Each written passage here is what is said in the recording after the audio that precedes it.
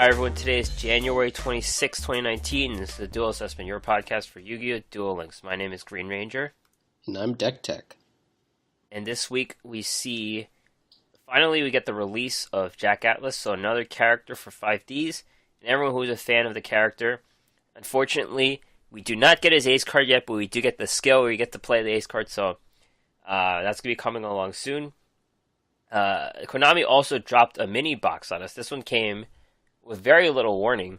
I don't think it was even in the leaks, and it just came out the next day before they announced it. So this mini box called Tornado of Phantoms. Bunch of other stuff happened.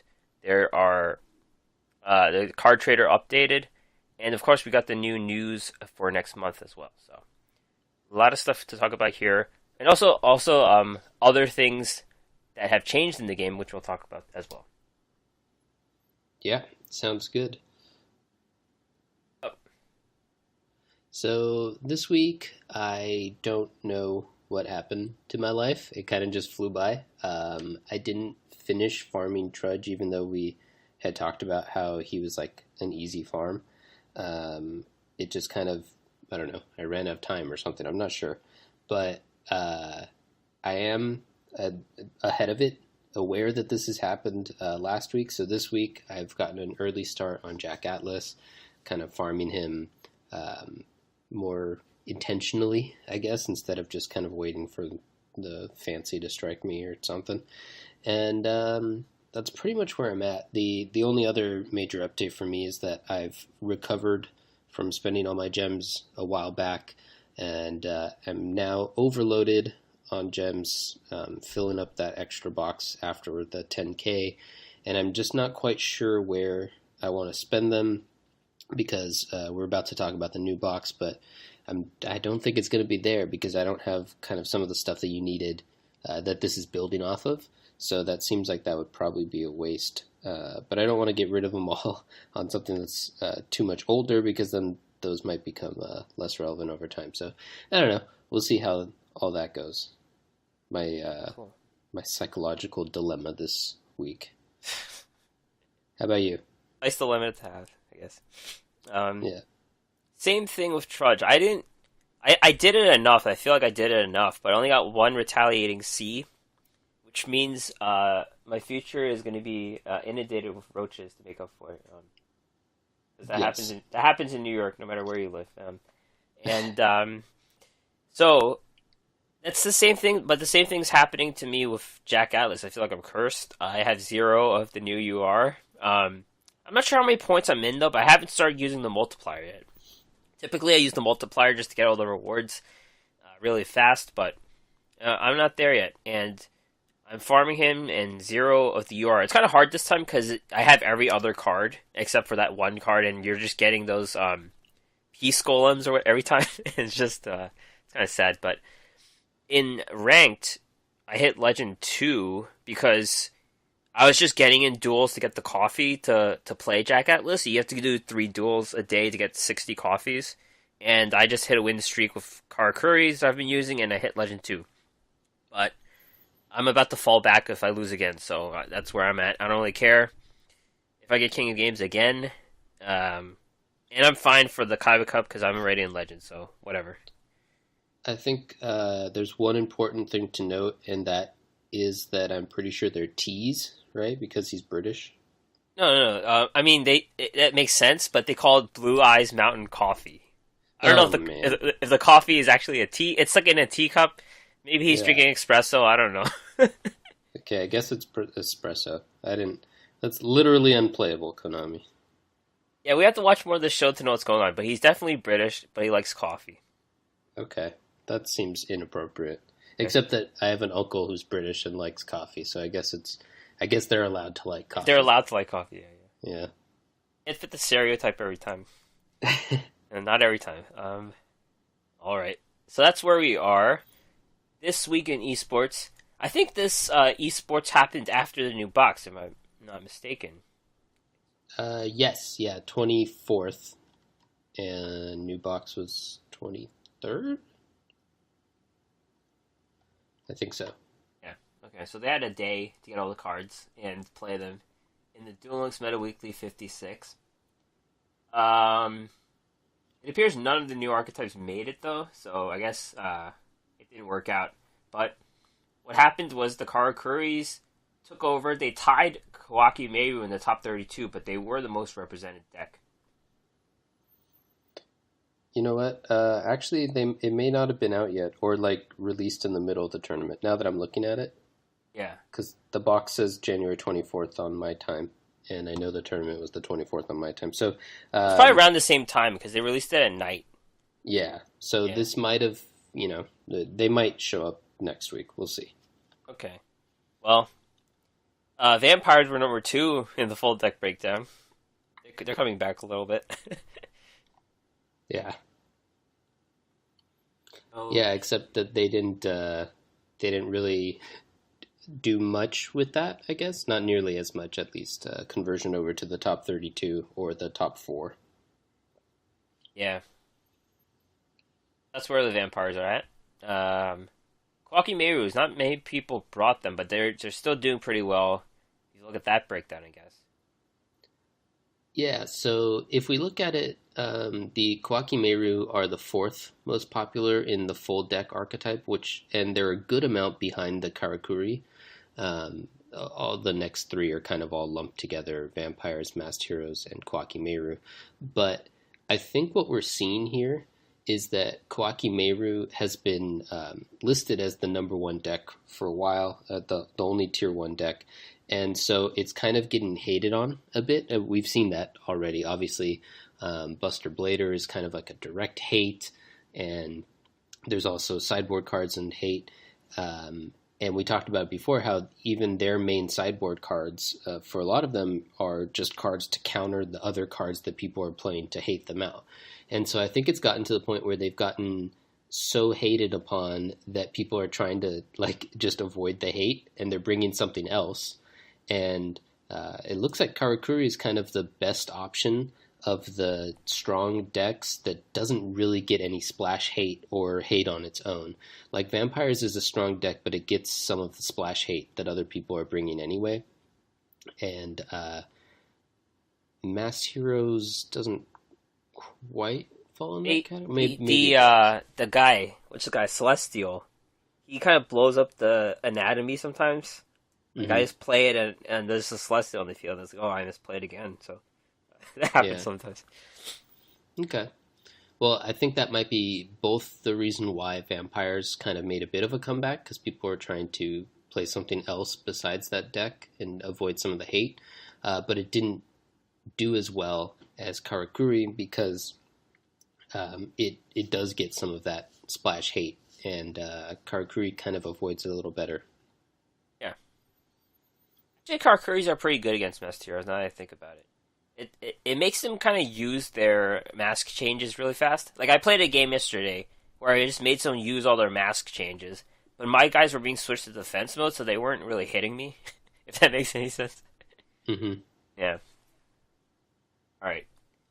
Serenity, first place Karakuri. This is the standard composition you're seeing nowadays in these tournaments, and what that is three Nanishi, three Inasachi, two Nisamu, and one Nishipachi. So basically, what that means is there's four tuners, three of the merchants, which are the searchers, and two guys that kind of hit harder, and Nisamu also special summons a monster when destroyed, so there's extra utility. I personally use another 2100 guy, but you could just use all of these guys if you want. Um, there's only one Hey Trunade here, and you'll see that again later. I talk about the ladder decks. They typically run two of these, but there's a Shinzeng Hu to make up for it, and this one runs Treacherous Trap Hole as well. And one thing I noticed is Scrap Archfiend in this extra deck, and that is because it gets over the Burai in the mirror match. Yep, there you go. That makes lots of sense. The Hate Trunade split also kind of makes sense because it lets him run the Treacherous Trap Hole, and the Shinzeng Hu can, like you said, it can kind of pick up some of that slack without getting in the way of the Treacherous Trap Hole, because it obviously is a continuous trap, so it often won't be in your graveyard. So I kind of like that. Second place GNC with Sealed Tunes Kawaki Meru. Um, they kind of moved away from the traps that we saw before. I kind of thought Reckon Power would be kind of OP, but it's not even here anymore. Hey Trune definitely makes a ton of sense for Kawaki Meru because they are that one turn kill deck. And this sideboard too is very cool. There's Acid Rain, so they're countering the Kawaki Karakuris now, and of course, Trap Tricks Trap Hole, which counters two very good cards: the Karakuri Boss Burai and also Maximus as well. Yeah, that seems like a really good meta call for the tournament meta at least.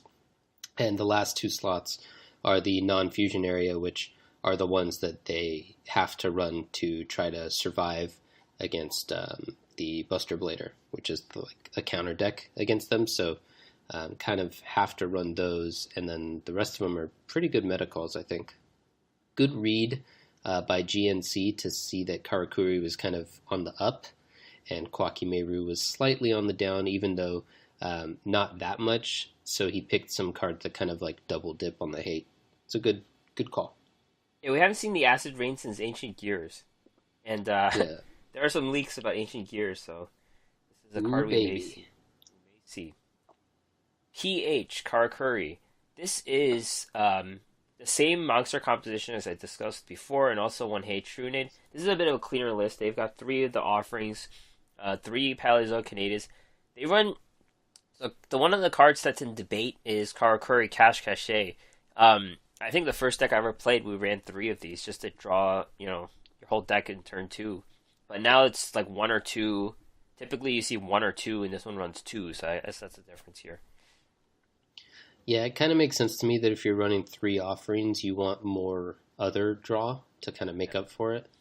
Um, Obviously, this difference also involves fewer traps because he's only running three Paleozoic Canadia because he doesn't have room for the other stuff since he's added the extra Cash Cache and offerings to the Doomed and stuff. And third place, Hizuma Act, Last Gamble, Buster Blader. It looks like a typical Buster Blader deck, but I think we were talking about those fusion replacement cards, and this one actually runs the Hex Fusion and also the Goddess with the Third Eye, both in the same deck. Typically, it's like one or the other, but this one has both of them in the deck. Yeah, I kind of like that. Is like he. I'm sure it's not that he heard us, but it feels like he heard us, and he's like, you know what? You're right. There are reasons to run both, and he just decided to do that. Yep, we're making we're decision makers in the field. That's right. All right, so the Duel Links meta tier list. What updates are there this week? Yeah, so we mentioned before that they're kind of doing weekly updates now, and they did that again this week, except the update is that there are no changes to the tier list. So there are additional kind of comments on how things are going, but I think it's important to note that this update, since it's on a weekly schedule, was before the new box and before this Duel Links Meta Weekly. So I really expect next week Karakuri seems pretty likely to move up to Tier 1, just based on its recent performance, not just this week, but the last couple weeks as well. It's kind of been on the watch for like upward trend for a bit, and I think this might have been enough to push it over the top. Nothing else really seems likely to move too much to me. Depending on if anything comes out of the new set, we might get a new thing to put on the watch list as well in the future. But you can check out the link here to, of course, remind yourself of where all the various things are in the tier list, and also to see their comments. There's a couple things they're thinking. They're talking about, including like how the skill and balance and the forbidden/limited list changes now that they're fully live, might end up shaking up the list going forward. Cool. I personally am not that high on card curries just because, well, that's hard to say because the same thing happened with vampires where they were stuck in tier 1. But I feel like they're more of the skill dependent deck, and they're the deck that you could just mess up easily. But I think there's like the mastering process that you have to play enough games to know how to play them or something. Yeah. I also think it definitely feels weaker to Kawaki Meru to me. But as we just talked about in the tournament section, it's getting a lot less hate, and it's getting a lot. I don't know. It feels like maybe we would put it in tier 1.5 if we were the type of people, or if Duel Links Meta were the type of people to have such a tier list. Or maybe it's the type of deck that now that it's done well, it'll be jumped up to tier 1. But then once it's in tier 1, or once, regardless of what official tier it is, people kind of start seeing that it's doing well, and they're also picking up on what I'm picking up. They're saying, hey, this deck's really good. We should start trying to counter it more, and we see those more acid rains and whatnot. Then once it gets countered, since it's a weaker deck inherently, it'll get popped right back down to tier 2, depending on how that goes. So I do think that its recent performance probably warrants it popping up to tier 1, but I wouldn't be surprised if it's like it feels like it's kind of borderline tier 1, or it might get sent back down after just a short amount of time. All right, Jack Atlas is here. We only had his event once, if I recall, and now we actually got to get him. So it's pretty fast turnaround, and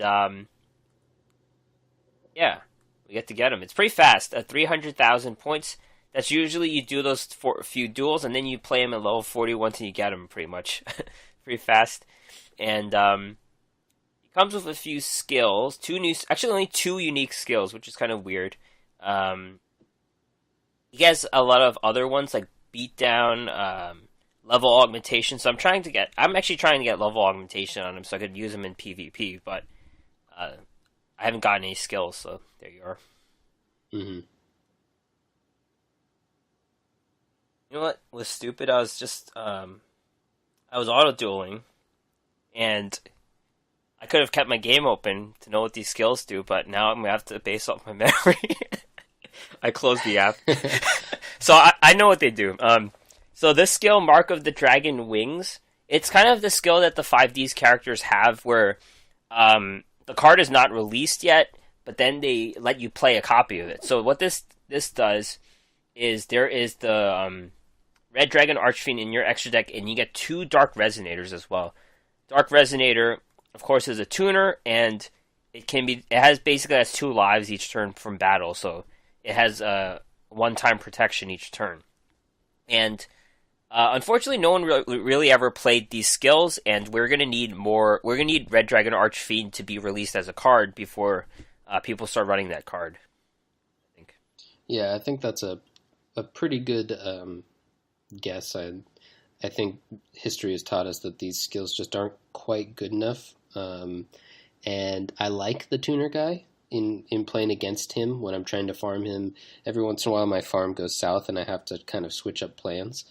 And it seems like a pretty decent card on its own, but it's just hard to, like you said, kind of warrant running this skill when you could run other stuff, and the payoff just isn't quite there. Yeah, and you're forced to run the 22 card deck, of course, and things like that. Yeah. So you're running a worse deck, and also you don't get a skill, essentially, and it's just not worth all of that cost. The other unique skill Jack Atlas has is King of the Archfiends, and this allows your Archfiend Synchro Monster to gain attack equal to its level times 100. So, there's only one qualifying card right now because the Red Dragon Archfiend is tied to the skill, so you can't even use that card. So the Red Dragon Archfiend would gain 800. The only one we have is Scrap Archfiend, the card that was a filler in a selection box. So the Scrap Archfiend gets 700 attack, becomes 3400. That's all this skill is right now. Yeah, so obviously this one isn't going to make any impact until we get more options, I guess. Yeah. And he has level up rewards as well. Hopefully you've been leveling him up as I have, so you can get these cards and also skills from him, of course. Red Dragon Vase is a normal spell. If you control Red Dragon Archfiend, draw 2 cards, so it's like Pot of Greed. You cannot normal or special summon the turn you activate this card until the end of your opponent's turn after his card is activated. So I think the smart thing to do, obviously, is to play the monster and then play this card and draw cards. So, of course, not playable until you get the card on its own. Yeah. Dark Tinker. 2-star Fiend Tuner, 1,013. When this card you control is sent to the graveyard, look at the top card of your deck, return it to the top or the bottom of your deck. So it's a tuner, a 2-star tuner that has a scry ability, which lets you, you know, manipulate your first card on your deck. Yeah, which is kind of cool.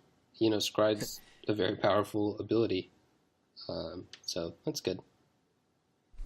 Sinister Sprocket, 1-star Fiend Tuner, 400 attack, 0 defense. If this card is sent to the graveyard for a synchro summon of a Dark Synchro, destroy one face-up spell or trap card. So, it's nice. It's actually a removal on a tuner, which is definitely good. But it's limited to the face-up spells and traps, and you definitely want the sets. So it's like, it's a card you would want if there's a field meta, or if there's like a continuous spell meta, or something like that, I guess. Yeah, that's a good point. I guess there's a couple of those, like vampires. Yeah.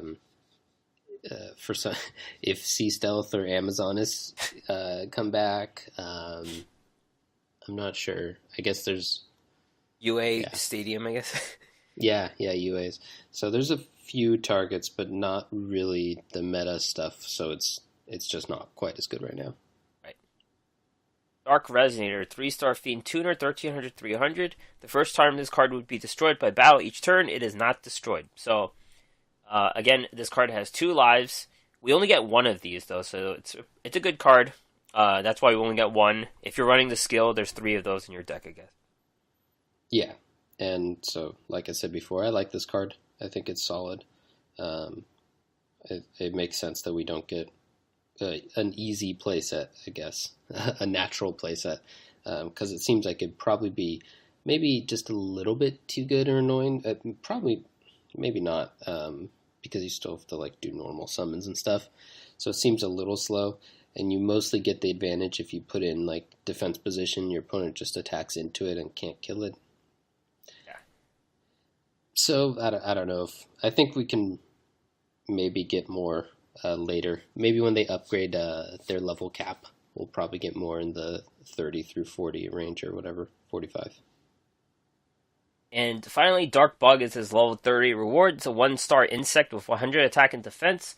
When this card's normal summon, select and special summon a level 3 tuner from your graveyard. The effect is negated on that monster. This is pretty much Junk Synchron, except it's for a 4-star synchro summon. So really good. You could get the synchro off right away. Unfortunately, Akiza's skill only has the level 2 Dark Verger, so it doesn't work for her, and there's no one has skill that's like that. Yeah. We also only get 1 of these, so it's harder to like build a deck around it. But I do like the skill. I do like things that kind of set up their own synchro summons. One important thing to note is that the tuner is kind of it's not part of the skill, so obviously you still get to use it. That's also going to be relevant when we talk about the set, that you can have tuners that are normal monsters, as we know from having seen them, but just as a reminder, I guess, that the tuner tag is not part of like a monster's effects. Yeah. A lot of cards have that negate their abilities thing going on. Yeah. And his drop rewards, there's only 2 new cards. There's a bunch of, well, there's a Tyranno, I guess, so it's 3 new cards. But a lot of cards repeated from the past event. There is another Resonator, but this one is not as good. The Flare Resonator is not as good as the Dark Resonator. The new card is Strong. The new card, which I can't get, is Strongwind Dragon. It's a 6-star dragon, 2,400 attack, 1,000 defense. Cannot be destroyed by battle of a monster that has the same attack. If this card is tribute summoned by tributing a dragon monster, it gains attack equal to the half of the original attack of that monster. It has piercing. So obviously, 2,400 harkens back to Red Eyes and Red Eyes Zombie. So we're not really in that meta anymore. No one really has 2,400 unless it's a coincidence. It seems like a beginner dragon type card where it gets really strong, probably like mid 3,000s attack, and has piercing. Yeah, I'm kind of getting the same vibes from it. I also haven't gotten any, so they're keeping them from us, but We get one just for completing all of his missions Oh, or finishing his scores, and I guess we'll try to get the others and not be terribly sad if we can't. yeah. Scarlet Security, normal spell. If you control Red Dragon Archfiend, destroy all spells and traps your opponent controls. So this seems like a reason why you would play Red Dragon Archfiend. It's definitely a build around. It's a card to include in the deck. A card you would want like 2 or 3 copies of at least. Of course, we don't have the card yet, so maybe you could just put this in with the skill if you feel like playing the skill to test out Red Dragon Archfiend. Definitely a worthwhile card. Yeah, strongly agree on all of those. The only thing to add is that it's the same thing as what is it, Dark Magic Attack, right? Yeah, yeah. So it seems like it's easier to play that with obviously with the Dark Right. Magician, but there's more Dark Magician support and cheats and all of that stuff. So it seems like I agree that it is the reason why you would run the Red Dragon Archfiend, but I'm not sure if it's reason enough. Right. That makes sense. I guess when you're caught up with the new card, you forget the other cards exist. Yeah, Even the Dark Magician. even the long time fan favorite. You know, my sister was telling me how she watched the Yu-Gi-Oh, the last duel with Atem and Yugi, and Hmm. apparently Dark Magician is in the duel, and he so in the show he's like Mahad. He's like in Egypt he was known as Mahad, and he actually talks like the Dark Magician talks during the duel. Okay. Yeah. Yeah. All right. My wife thought he was hot, the Dark Magician. I mean, like that's understandable. I think. Yeah. Yeah. I mean, I think he's hot too, so. Yeah. All right. Farming. So which one? Well, you've been using the Ubel farm, right? Yeah. Yeah, I've been using the Ubel farm. It's the same Ubel farm that I just kind of had already set up. I don't remember why I was using it last time, but maybe it was for Jack Atlas last time he was here. So it's pretty easy. You're using Ubel and like the Fire Kings to kill the Ubel. Once you get Ubel out, he can't like kill it or attack through it or anything. So it's its own kind of just stall engine for the entire game. And then at the end of the game, you play a Vassal and a Montage Dragon, which you special summon by kind of discarding the other Ubels, the extra ones. And then you just do a Secret Pass and Union Attack and, attack for 15k or whatever. So it's a very easy farm. Only fails, like, has a small chance for failure if you don't get the Ubel before he kills you, and he can kill you on his first turn. So if you don't draw any of the stuff you need to make it happen, I'm running the Ubel skill that lets you trade out the higher level Ubels for the basic Ubel. I forget what it's called. I think I am Ubel or something like that. Yeah. But that's pretty much it. It's a pretty easy basic farm. I'm doing the Cloudian farm below it, except I don't have all the cards. But it doesn't matter because any of these. So this Cloudian farm deck, they show the Acid Cloud and the Cirrus Stratus, but you actually use any of them. So I have like 4 different monsters, and I only have 6 of them. I put a Sand Ganon, so it's off. It's also based off balance, so you're guaranteed a trap card, and any of these trap cards work. So you just need a Cloud monster. You don't draw your summoner or your vassal. You get a Cloud monster and a trap card, and you're good to go. Pretty much. Cool. Yeah, you do summoner Dimension Hole before the last turn. So the Pot of Benevolence is to prevent those cards from being in the bottom of your deck as well. Yeah, that makes sense. Because if it's a trap, you need it to not be the last card. Right. And there's a bit more details on that one on the Duel Links meta page if people want to find it. And one important note is that the EX Trader has upgraded. While you can't get the Strongwind Dragon from the EX Trader, you can get a bunch of cards that you don't have 3 of. And these are cards you see in the ticket sometimes, so you could buy them from the trader and essentially use your tickets for better cards. So some cards are like Zero Gravity and Hunter with Black Feathers, so things like that we don't have 3s of. Yeah, I think this is pretty cool. Since, like you, I haven't gotten any of the UR yet, I'm a little concerned about that, but I do like these opportunities to fill up on other stuff that we don't have play sets of yet. Um, so that's cool. I like it. Yep. All right. So, the nerfs that were announced earlier this month have finally been enacted. The silent swordsmen have been reduced, and the skills are all finally nerfed or buffed now. Balance changes are all in. Yep.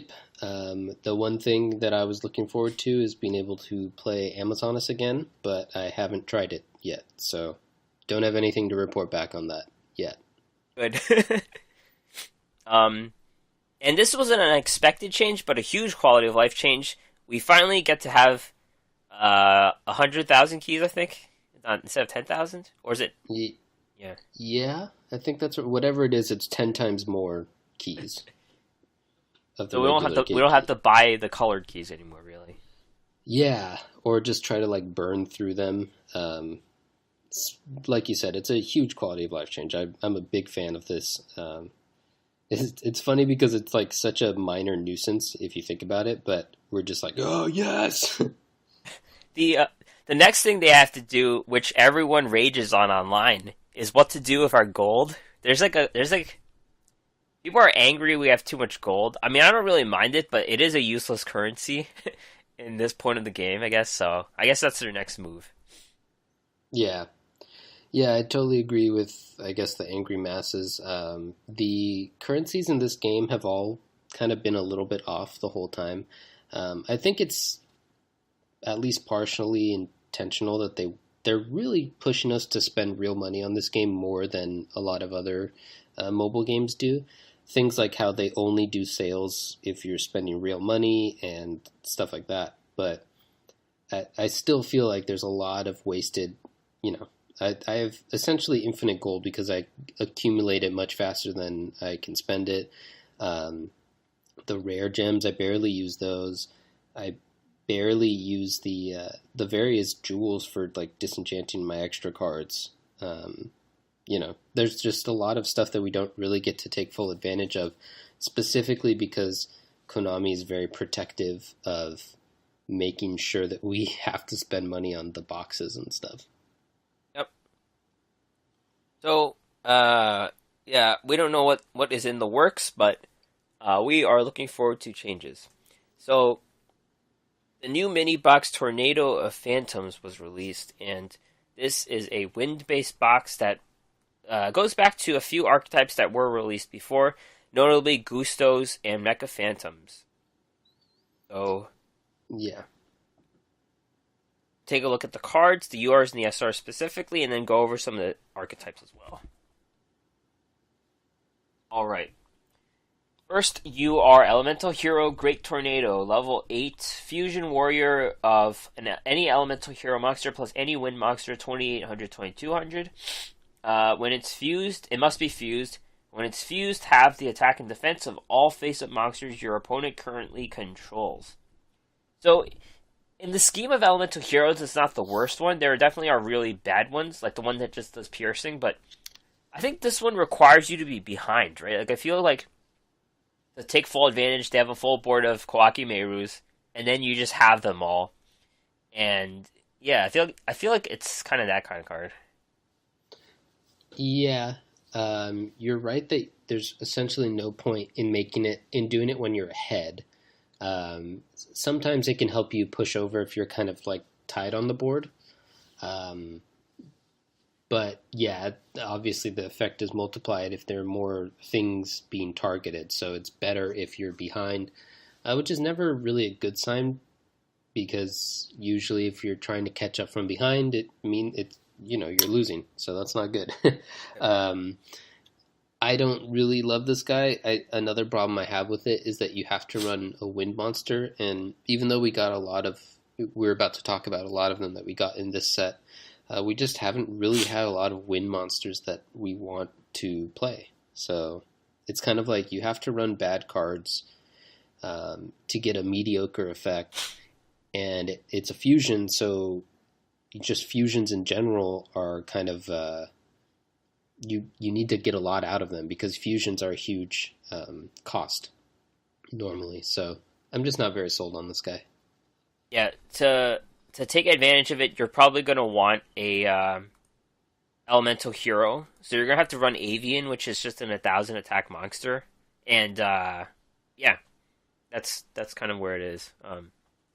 They do have a lot of support though, so I guess if someone can think of something creative and we're forced to use Avian, then it'll be okay. But we'll see. Yeah, there's so many cards in this game that it's really easy to miss something.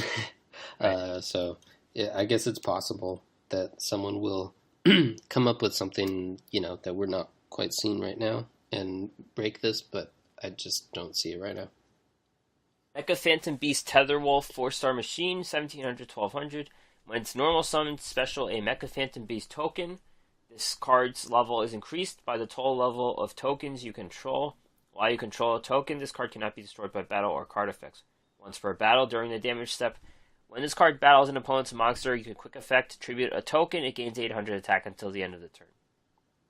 So, this one, the Mecha Phantom Beasts do stuff with tokens. This one gains stars. It becomes 7 stars. You can tribute the monster and become a 2500. Yeah, so I like this one.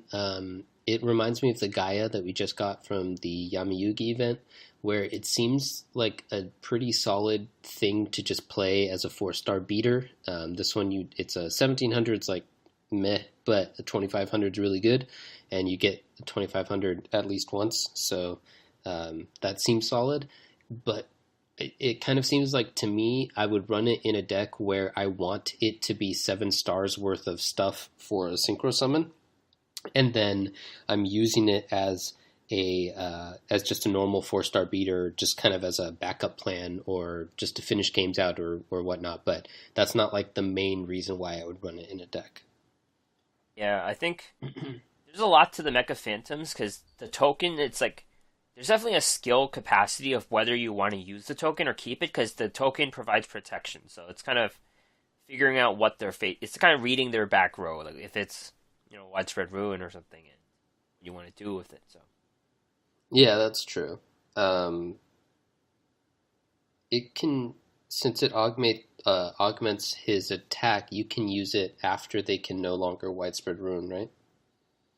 um, widespread. Well, I don't know. Yeah, I don't know which comes first. Because I think there's like the damage step, a trigger that you can't do a normal trap. I'm still learning the Yu-Gi-Oh rules after like 2 years of playing And fairly hardcore. Wall of D too. Like, because the token counts as a monster. So, like, what do you do that quick effect before the Wall of D, so you get less attack deducted? All this stuff going on. Yep. Yeah. I think, I mean, the tokens are really weak on their own, so sometimes the decision will just be made for you because they will just attack and kill the token. You're like, oh, well, I might as well. Uh, well, I guess at that point you can decide if you want to let that attack go through or if you would rather give them a chance to re-attack Yeah, because you've changed the targets. So I guess there's still decisions made even at that point. yeah, But like I said, I still think the main point of this, in my mind, is to try to do some sort of synchro thing instead of trying to do the Mecha Beast thing. Or Mecha Phantom Beast. I'm less excited about that. Lika, Descendant of Gusto, 3-star Psychic, 1,000 1,500. When this card is normal or special summoned, you can target one Wind Tuner from your graveyard, special summon that, and face up defense. Its effects are negated. If you activate this effect, you cannot special summon monsters for the rest of the turn except for winds. You can use this effect once per turn.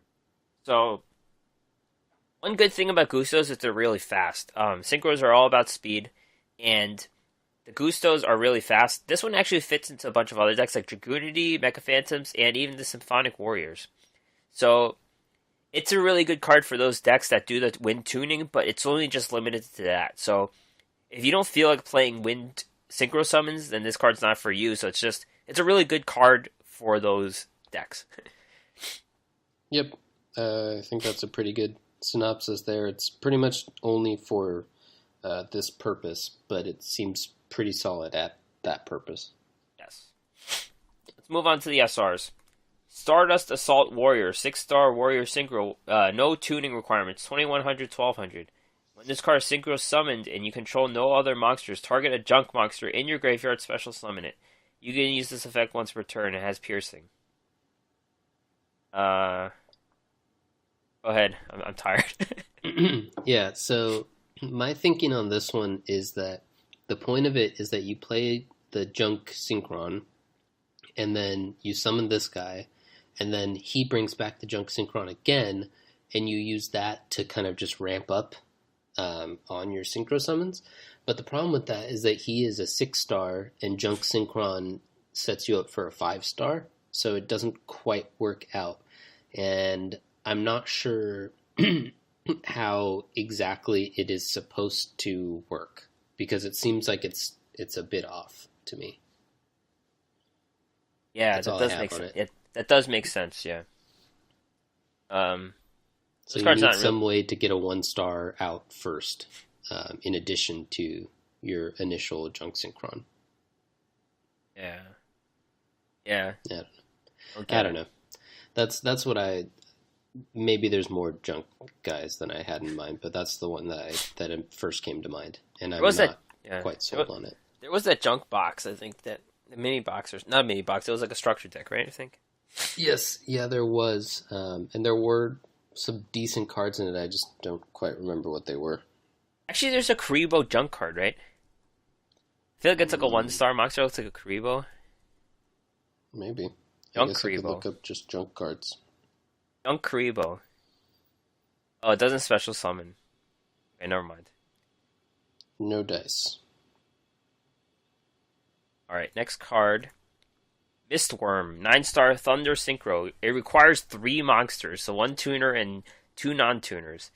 If this is synchro summon, target up to 3 cards your opponent controls, return those targets to the hand. 2500, 1500.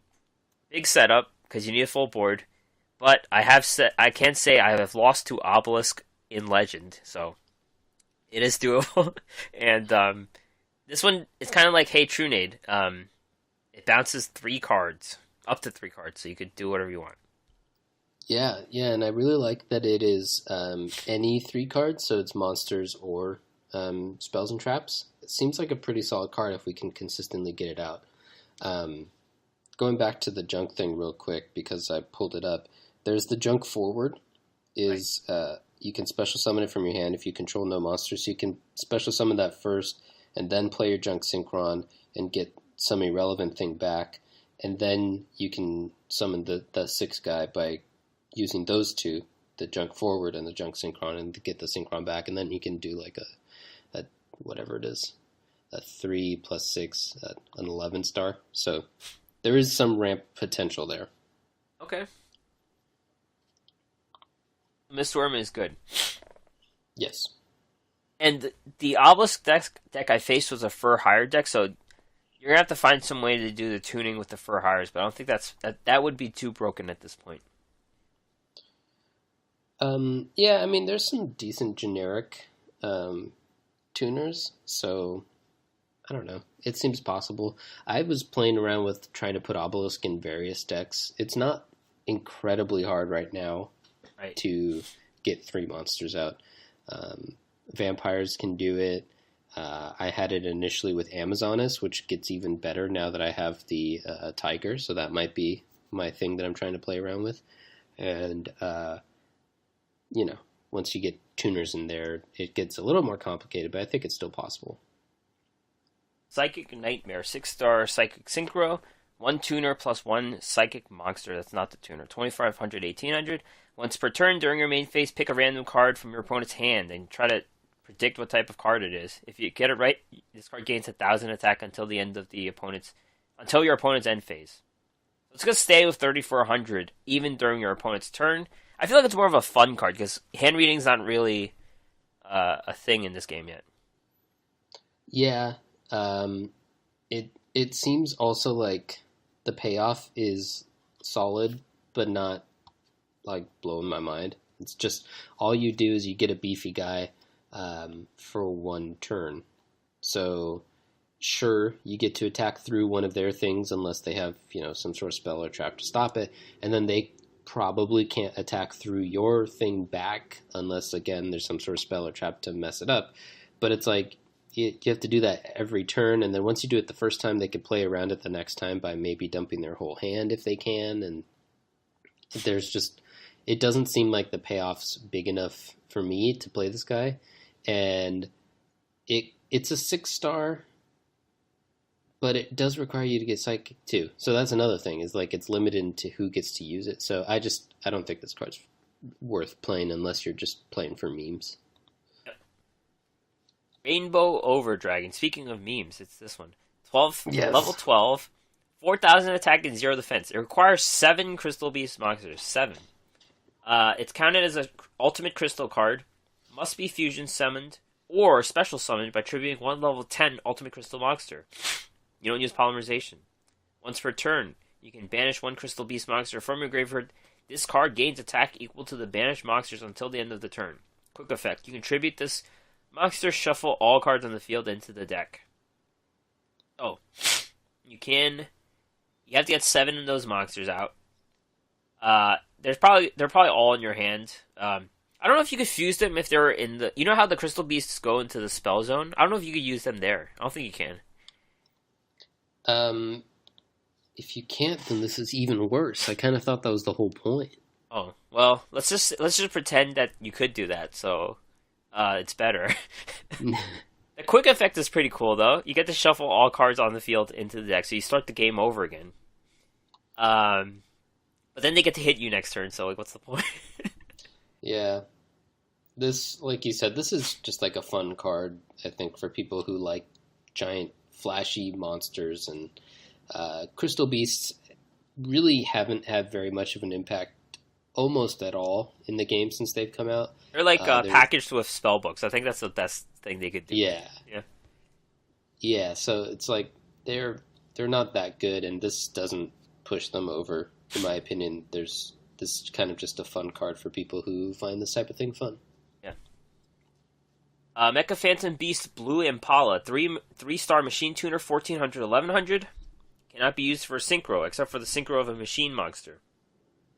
The other synchro monsters' materials must be Mecha Phantom Beasts in your hand or on the side of the field, so it could use the hand as well. It's protected by the token. If your monster controls a monster and you control none, banish this card from the graveyard, special summon a token. Interesting card. It does a lot. It's a tuner that lets you tune from the hand, but it's restricted to being the Mecha Phantom Beast tuner. Yeah. The tune from the hand's actually really cool. It's like the eccentric boy. It's like the eccentric boy. Yeah. So that seems pretty solid. I missed that part when I first looked at the card. There could be something there. Obviously, it's limited as to what it can get, so we'll have to take a look at that. But that seems like a pretty solid card to be able to do that. There's a lot of ramp potential there when you can just pull from your hand. Boostal Eagle, 1-star winged beast tuner, 200, 400. When it's destroyed by battle and sent to the graveyard, special summon 1 level 4 or lower non-tuner Gusto from your deck. So there's a lot of these cards. There's like a Falco and a Squirrel, but this is the best one because it's destroyed by battle, which is the most common thing. Those have to be destroyed by effects or something, or discarded from the hand. It has synergy with the Palika, so you could special summon the Palika, and then you could bring another thing back on the board. A lot of things you could do here. Yeah, it seems like the Gustos or Gustos are all about just kind of keeping your board full as much as you can just throughout the game. A lot of them will replace themselves when they die, or when they get summoned, they'll add something else as well. And then obviously you use those full boards to do like synchro summons and stuff, and it seems pretty solid because you could do a lot of really quick synchros, but it's also just a very like whole package thing where it all just has to work together, and all specifically with Gustos. So it's kind of hard to rate the cards individually. It's more of just like how you can put them all together into one deck. Teamwork. Yeah. Mist Valley Soldier, 4-star winged beast tuner, 1700, 300. When you control his face-up card, any Opponent's monster that battles this card but is not destroyed returns to the owner's hand at the end of the damage step. So it has some bounce ability. You could use it to attack, and it's a tuner. And if Black Wings ever are a thing, they would need some Winged Beast tuners, so these guys are in consideration. Yeah, this guy seems like one of the better cards in the set, in my mind, especially if you like give it bonus points for being a card that can be run in multiple decks as opposed to just one specific archetype, because at worst, it's a better Hane, and Hane hasn't gotten too much play in recent times, but it's still like a decent card. And then this could also be used as an offensive Hane, similar to like the DD Warrior and those cards where you attack into stuff to destroy them. It's kind of a same idea. And then also it gets to be a tuner, and so I think this card's pretty solid. It's probably going to see some play throughout its life, in my guess. Yeah, there's a Mist Valley. There's a couple of Mist Valley cards, but they don't really work together. I guess that's the best. That's the thing we could say about them. Yeah, and there's kind of different types of cards. There are those that have high synergy, but they only really work within the thing they're synergizing with. And then there's cards that are just kind of like generically good, or this kind of falls into that second category. And in some ways that means you get more use. In other ways it means you get less, because as soon as there's a better generic good card, then it replaces this one. And there might already be generic good cards that do similar things that are just better, like already out there, like those banish cards. But I do think that this will be one that the top players will kind of just like buy and have in their arsenal, and every once in a while it'll be the best option for that. And then the rest of us plebes will maybe buy it and just have it as our best option to do a similar effect, and because we don't have all the versions that everyone else has. Yeah. Hush Psychic Cleric, 3-star Psychic Effect, 0, 2100. When this card's normal or flip summon, change it to defense position. Once per turn, you can send one card from your hand to the graveyard, target a Psychic in your graveyard, banish it. If this card is sent from the field to the graveyard, target one monster banished by its effect, special summon that target. So this fits in with those old school Psychic cards where they do banish effects. You're really excited about this card, right? Really excited, no, but yes, I do think that this one's pretty fun. It protects itself, gives you like a free summon. It fuels graveyard effects because you get to discard something, and there's a decent amount of cards that have effects when they're in their graveyard. All of that's good stuff. The only problem really is that it's a Psychic synergy card, and Psychics aren't super impressive right now. I looked into trying to make Psychics work with the skill changes because they can so easily deal themselves 1,000 damage that it can activate a skill, and I just wasn't super impressed with them.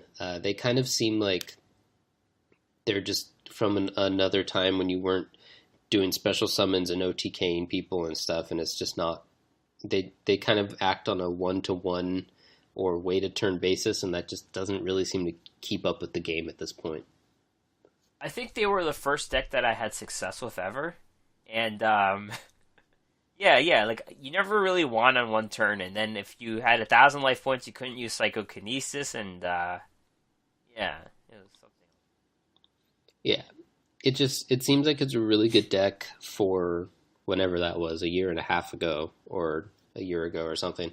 That's before the show was created, I remember, a while ago. Yeah, so yeah, it's been a while. It just doesn't really fit with how the game is now. Alright, this card is a little tricky. It's Mana Dragon Zernatron. 6-star dragon, 2200, 1200. Try to pay attention, I'll try to not mess up. If a spell trap you control leaves the field because of an opponent's effect, and is now in the graveyard or banished, except during the damage step, you can special summon this card from your graveyard if it was there when the spell or trap left, or from the hand, even if not. Then, you can set one spell or trap that is banished or in your graveyard to the spell trap zone. You can use this effect once per turn. If summoned this way, banish this card when it leaves the field. Basically, what happens is this card comes out for free when your opponent destroys a spell or trap you have. Sort of, Yeah. right? Yeah, When they sort of. destroy or banish your spell or trap, you essentially counter. Well, it's even better than that. You get to summon this guy for free, and then you get to pick any of your spells or traps that are destroyed or that are in the graveyard, not even destroyed. You could have just used them or banished, and then replace it. So, at worst, it's countering their destruction effect and summoning this guy for free. At best, it's giving you like a selection of your favorite ones from your graveyard or banished effects area and getting this guy for free. Um, Seems pretty solid, and it might shift the way that people disrupt their back row. But it's also 2200, which although that's nothing, it's also less than all of like the boss monsters in all the main decks. So it kind of might as well be nothing in a certain sense. So it'll be interesting. It's kind of like, is it worth it to do this counter your disruption effect? And it's also one of those cards that would probably at its best even still be more of like an in and out of the meta card, because if this card gets popular, then cards like Hey Trunade and Jinzo and Shinzang Hu get popular in response, so that this guy has no effect, and then this guy gets unpopular again, and then you bring back your Cyclones and stuff, and then this guy can come back. So at its best, this is probably a sometimes useful card, but it is really cool, and when it is useful, it's incredibly powerful. So that's kind of my assessment of it. Yeah, I like this card a lot. Yeah, I don't like the art. I don't like how they use so many words to tell you what it Even does. if not, But whatever. That's the Yu-Gi-Oh way. this one just takes it to another level. I was just reading it, and it was something else. You had to like take a break midway through. This would have been the card that got the when we did the awards show. This would have been like the best screenplay, like the worst text ever. Like Yeah. this card, it didn't exist back then. Trap Stun is the last SR trap card. Negate all their trap effects on the field this turn. This is kind of like Hey Trunade or Shinzang Hu. The better thing about it is it negates continuous traps too. You can activate a card to chain it, so you could do like Pulse Mines, and then they're still in defense mode. But yeah, good card. Yeah. Yeah, it seems pretty solid. It's another card that will, I don't know, probably get some play kind of throughout its life. And I don't know. It seems pretty decent to me. All right. So then the rest of this box, Gustos are the most featured archetype. They've been around two different times, so Visions of Ice and also Stardust Acceleration. And I don't know, I don't really see it. It's kind of weird. They have a ton of tools, so you could definitely try to make it work. But I feel like their synchros are not good enough. I don't know if that makes any sense. They have the Daigusto Goldos, which is the 5-star, 2200. It does the contact with Gusto, which is shuffle two monsters from your graveyard into the deck, two Gustos, and then you could target a face-up monster to destroy.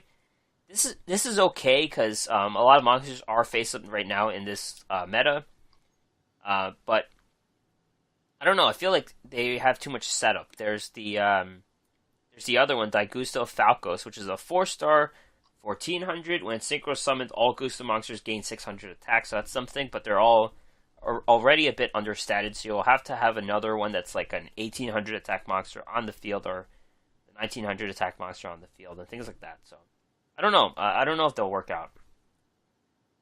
Hmm. Yeah, I like I talked about at the top. It's kind of one of those archetypes that it's a whole package thing. The sum must be greater than all the various parts. Even then, I'm not sure if it's good enough. Obviously, it wasn't the first two times it came around. Um, I I'm not sure. I don't have Visions of Ice, and I'm not sure if I have Stardust Acceleration. So I'm not. Probably this is part of the reason why I said I'm not going to be buying this box, and and probably won't be able to try these out to see if they're any good. I think I actually have enough cards to play them if I bought this box. I just don't have a ton of gems right now. What I was trying to do was like a Fire King Island thing with them back then, because back then they couldn't be destroyed by battle. You had to destroy them with effects, or so you were using the Fire King Island to cheat things out and things like that. But it's a little easier now because they're destroyed by battle now. So there might be something. I don't know. Well, I definitely have. I just looked at my box history. I definitely actually have both of those, so maybe I can play Gustos. I just forgot about them because they were never good and I didn't play them. Yeah, we shall see. Yeah. Mecha Phantom Beast. They came out in Electric Overload actually a while back. There are some cards from the Trader as well. Clash of Wings, so they're not an old archetype, and I've actually lost against them a bunch before this box came out. I face them in the ladder every so often, and I always lose, so I don't know. There might be something to it. Yeah. At the very least, we can use it just to traumatize you. A part of it is I never read, like, I don't read the card text, so I just attack into it, and they're still alive, and things like that happen. Or Yeah. Yeah, it's definitely one of those ones where you're just like, ugh. It's like not worth learning it because you don't see them a lot, but if you don't learn it, then you're definitely just gonna lose. yeah. So Concordia is a 7-star machine synchro. It's just a card for this archetype. It's not really an all-purpose synchro you use. It's not strong enough to be better than the other 7-star synchros in the meta. Jackalucian is a 9-star synchro, which is better because they do that ramp where they gain 3 levels, so it's better for the Mecha Phantom Beast. And it's a card that randomly discards cards from your opponent's hand, so it's a rare hand disruption card in the game. Stealth Ray, this one could be useful. It's a 100 attack monster, but what it does is you contribute the token and target opponent's spells and traps and destroy them, so it kind of sets up, it's kind of like a Destructitron type card, but only has 100 attack. And Saberhawk is a 2100 attack beater that can attack directly. They all have different effects. This one kind of does like a sealed tombs, not sealed tombs, but you banish stuff from the opponent's graveyard. Yeah, and this the 100 one was kind of one of my favorites of the bunch. It makes you because it makes me think of that same synchro thing where I want to play it and then use its effect to destroy something in the back row and then use it as synchro fuel because I don't want to leave that 100 attack up. And so that seems like, I don't know, it kind of feeds into my theory that I want to use these guys more for synchro summoning stuff than for their main obvious just Phantom Beast trick stuff. Yeah, I don't like the first synchro monster, but the 9-star one looks okay. I think like the one that randomly discards stuff from the opponent's hand, and then it sets a quick play spell directly from your deck. So that's something. Yeah. There's plenty of solid quick play spells, so that might see some play. They have a bunch of support from the Clash of Wings. I know they have like specific traps and spells, so maybe you could look there. Yeah. Yeah, that's the one that I definitely didn't get because I just checked that one to make sure. I didn't buy any of that because that's the one with the fur hires that I never played. Oh, I bought that box. Yeah, there you go. Low level normals. So they're doing stuff with normal monsters. Revenge of the Normal lets you special summon, any. Well, it's as many monsters as your opponent controls. So level 4 or lower monsters. And then there's 1000 energy. Increase the original attack and defense of all face-up level 2 normals by 1000. And then there's Triangle Power, which increases the attack and defense of all level 1 monsters by 2000. Pretty good. Yeah, I kind of like these. I added the Human Wave Tactics as well, which kind of just lets you bring out more dudes as your guys die. I could see, I don't know, some way of maybe getting multiples of like your triangle powers or something, then all of a sudden you're just attacking with like 6,000 attack guys. They were careful to make these effects not hit tokens, which would have made it a lot easier. And my guess is that there's probably nothing here because you have to play substantially weaker cards just on their own. But there's a small chance there's something there, which is kind of interesting and funny and fun. Yeah, I wonder if you'll see it coming though when you start playing those cards. Like the 1-star normal comes out in attack mode. It's pretty Yeah, funny, yeah. I mean, but then how much can you do to stop it, really? Right, you can't really stop it once it goes. But then they all get destroyed. It's like if you can survive that turn. Yeah, Being you just overrun. like play a windstorm or something. Oh, got him. That's it. And then the Symphonic Warriors. These are the guys in the downbeat. There's a card called downbeat, and there's like a bunch of instruments that are what's that word called again? It's like they're human anthropomorphic or something, but they're not really Uh, animals. yeah, and anthropomorphic. Yeah, there you go. Yeah. But they're instruments.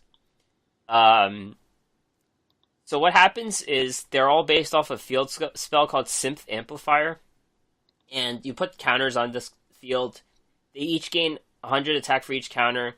When you have 5 counters, you can inflict 300 damage to your opponent for each board, of those cards. So if you have 9, if you have 3, it does 900 damage. But even better, if you have 7 counters, banish cards your opponent controls on the field or in the graveyard based on the number of Symphonic Warriors you have on the field. So you could banish 3 cards. And they do little things like change attributes, change levels, change types. It's kind of like playing music.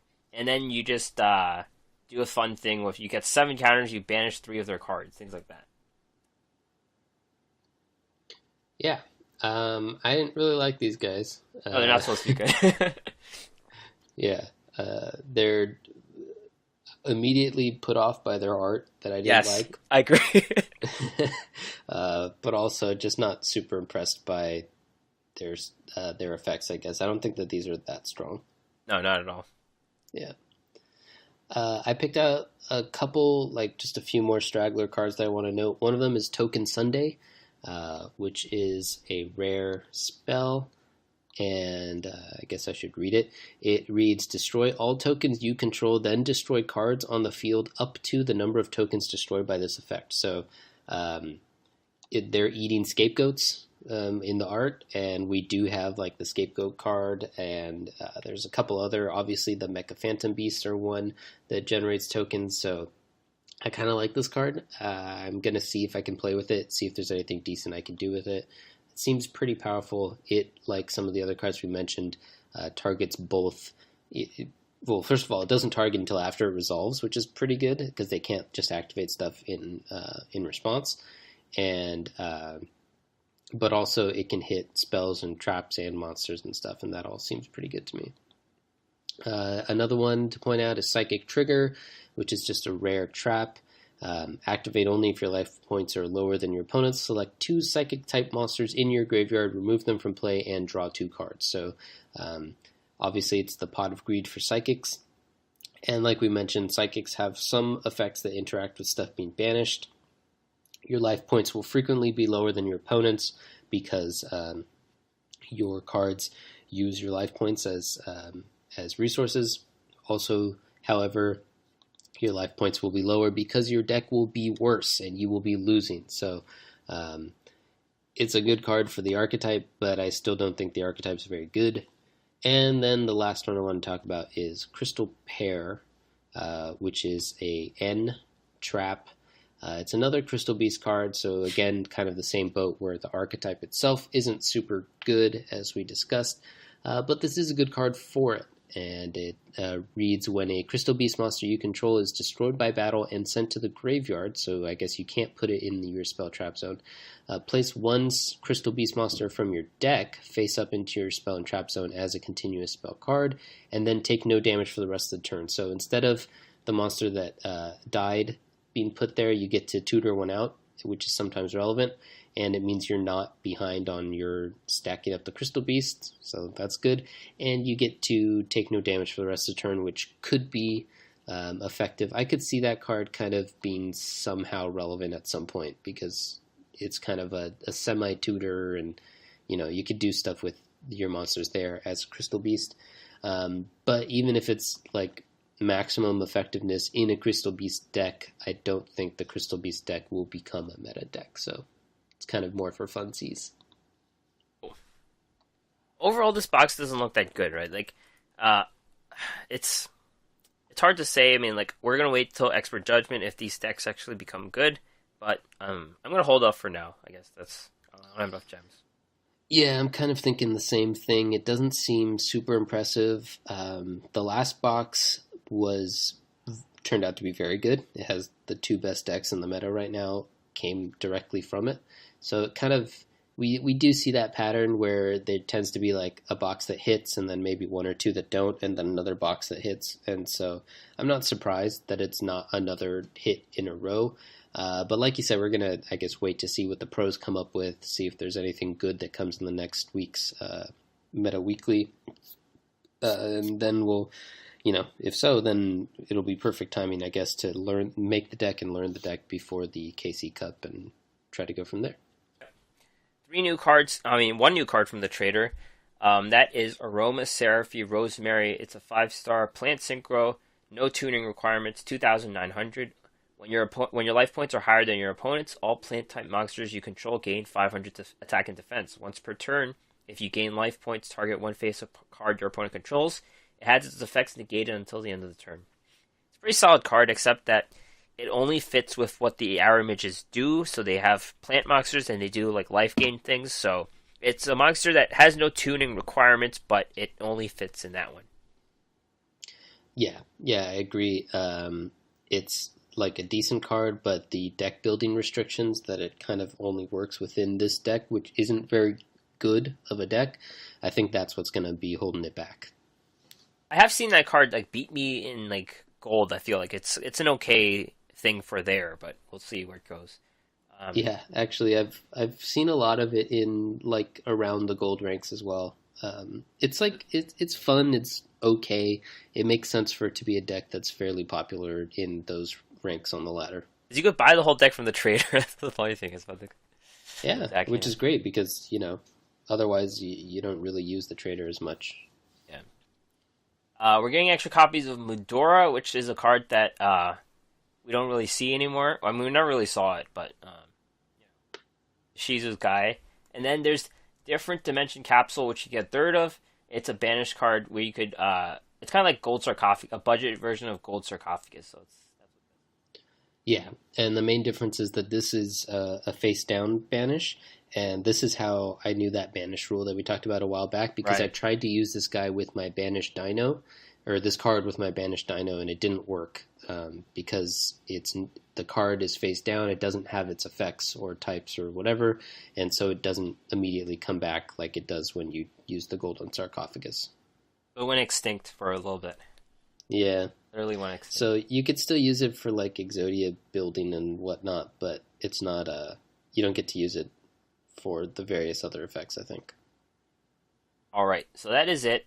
We're going to talk about upcoming news really quickly. Duel-a-Thon is going to happen soon. Pretty soon. I mean, there's not many days left in January, so. Tour Guide's Mission Bingo. So we're going to play Bingo again. I forgot what it was for Mokuba, but it was pretty easy if I recall. It's probably like complete these tasks and then that counts as a bingo. So AC I don't really Cup, remember either. Yeah, I think it's like beat this guy and then that's a square, and then collect some keys and that's a square, things like that, I guess. Cool. AC Cup February 5th to 17th. Duel Quest is back mid-February. That is the role-playing game, I think. The one with the dice. That's Duel Quest, I think. Sure. Yeah. New character hinted as certain characters, so it's like a pair. So people are saying it's Loomis and Umbra from Battle City. So there's two characters combined in a new character. Duelist challenges. So those are the quizzes. And finally, Dino DNA. We get to obtain Tyranno Hassleberry late February.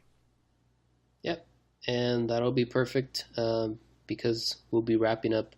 I didn't talk about it, but I'm still not quite at max levels for everyone, and we just got Atlas, so maybe Dino Hassleberry will be just in time as well. That is it for us today. Thank you for listening. We're available everywhere. Just search the Duel Assessment Podcast. Check out the podcast and more on our website, theduelassessment.wordpress.com, Facebook, facebook.com/the Duel Assessment, Patreon, patreon.com/duel_assessment. Email us with any questions, duelassessment@gmail.com. And you can find us on Twitter, finally, duel_assessment, me at Green Rangers, CCG, deck tech at HS Deck Tech. You've gotten really fast at that, buddy. Yep. Years of experience. That's right. See you guys next week.